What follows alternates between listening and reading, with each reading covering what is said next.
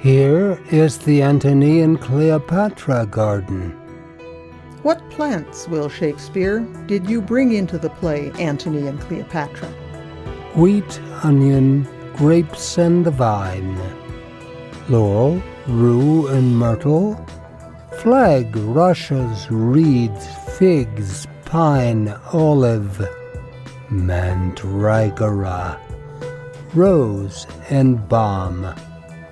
Some of those are very familiar. Wheat and onion, reeds and rushes. But others like mandragora and olives and figs, I would think were rare and exotic in your England. So they are. And so are Antony and Cleopatra, both more familiar than wheat and rarer than mandragora. Many people, since the world began, have made similar choices, triumphed and failed, but their story is writ so large that the fate of the known world is the stakes for which they play, for and against each other. At the beginning of the play, Antony, Octavius, and Lepidus together rule Rome. But Antony lingers with Cleopatra in Egypt, in love with both her and her life of luxury. Yes, when word arrives that Antony's wife has died, one of Antony's followers suggests this news is nothing to weep over, saying in homely fashion, "Indeed, the tears live in an onion that should water this sorrow." Then, as in my time, marriages among the mighty and often among the ordinary folk were alliances for wealth and power. The alliance of Antony and Cleopatra is one of love, yes, but always also one of power. Antony also hears that Pompey is plotting to seize the rule of Rome by force of arm, and decides that he must return to Rome. Cleopatra takes more heed of his wife's death. She protests that Antony will forget her in Rome, which he loudly denies. When he persists in leaving, she prays that he prevail. "Upon your sword sit laurel victory." It is a vain prayer. The laurel is associated with Apollo, patron of Octavius. It is Octavius who will wear the laurel wreath of victory in the end. After Antony is gone, Cleopatra calls for Mandragora to help her endure his absence. "Give me to drink Mandragora, that I might sleep out this great gap of time my Antony is away." What is Mandragora? Mandrake, the root of this plant, is a powerful drug.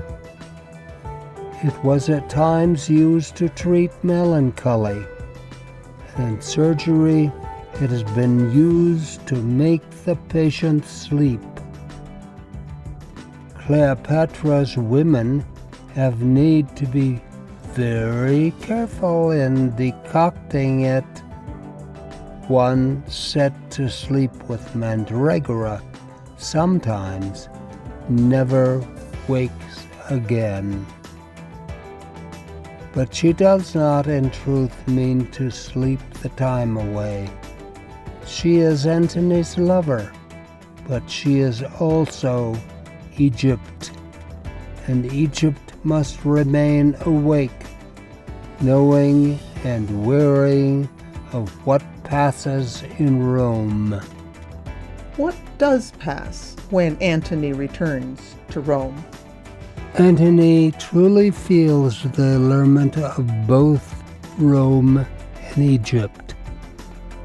Octavius, though, is all Roman ambition. It is power to rule that moves him. He scorns the common people themselves.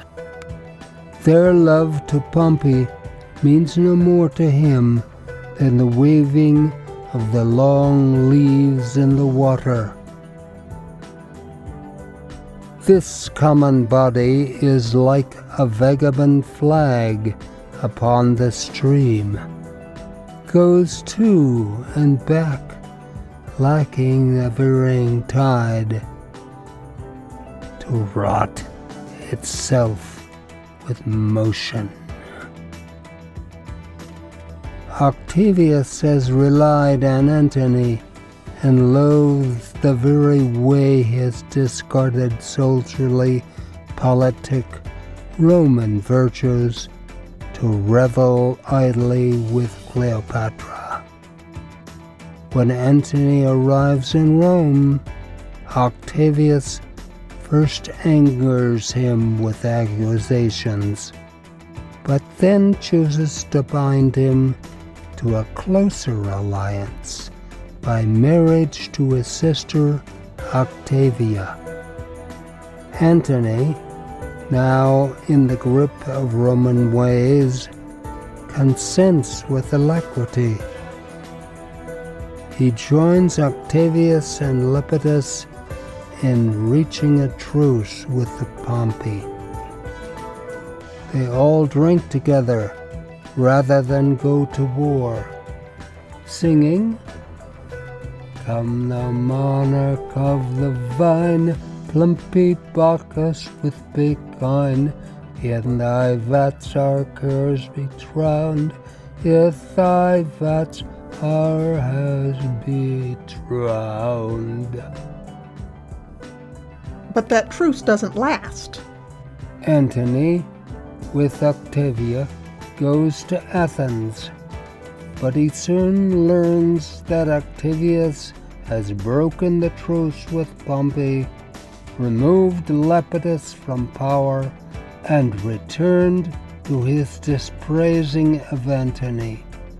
So, Antony sends Octavia back to Rome, and returning to Cleopatra, bestows the rule not only of Egypt, but also many adjoining lands to her and her children.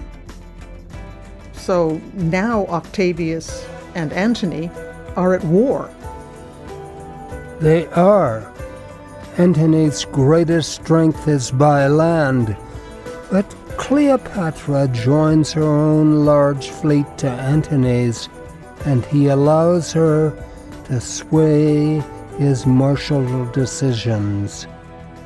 In the heat of the sea battle with Octavius, she believes all is lost and flees with all her ships. Antony follows her, and the day is lost. Cleopatra begs his pardon, and Antony forgives her, but he is also bitterly ashamed of following her. Later, he sees her let Octavius' messenger kiss her hand. He is enraged, but again he yields to her persuasions of love. Meanwhile, Octavius sees his victory approaching. He proclaims, "The time for universal peace is near. Prove this a prosperous day. The three-nooked world shall bear the olive freely." The olive is grown throughout the Mediterranean world. The fruit is a common food there. A wreath of olive leaves crowns the victor in the games at Olympia. as an olive branch signifies peace. These lines are a prophecy for Octavius, who will become Caesar Augustus and usher in the Pax Romana. There is another battle, by land this time.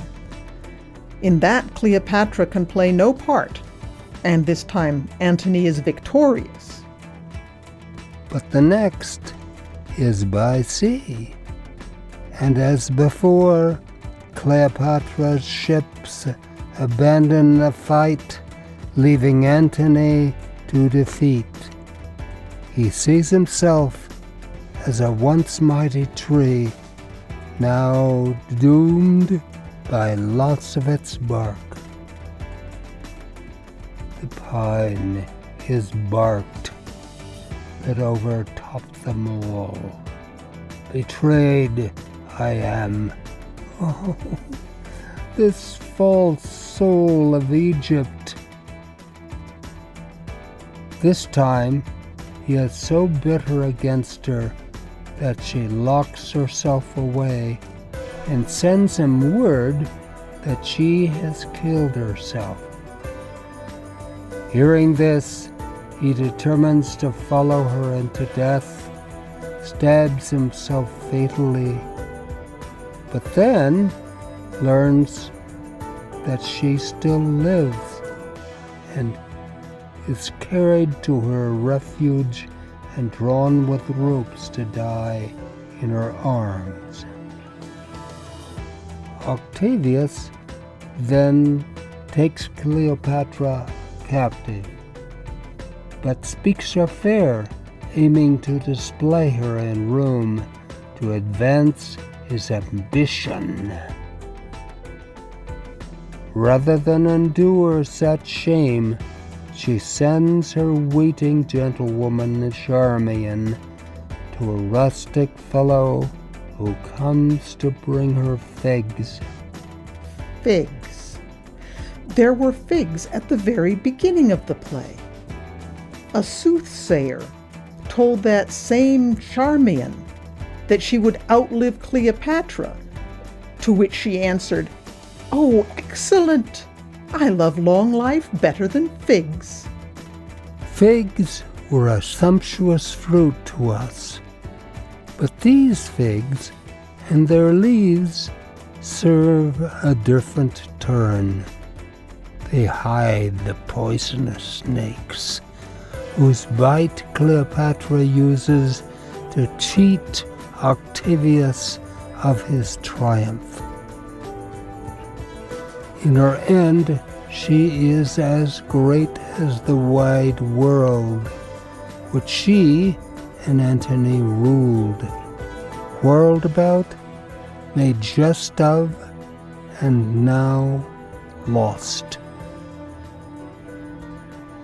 As she dies, she says that the snake's bite is as sweet as balm, familiar balm, the soothing medicine found in every garden, balm, which is also the sacred oil whereby God himself sets the heads of royalty far above those they rule.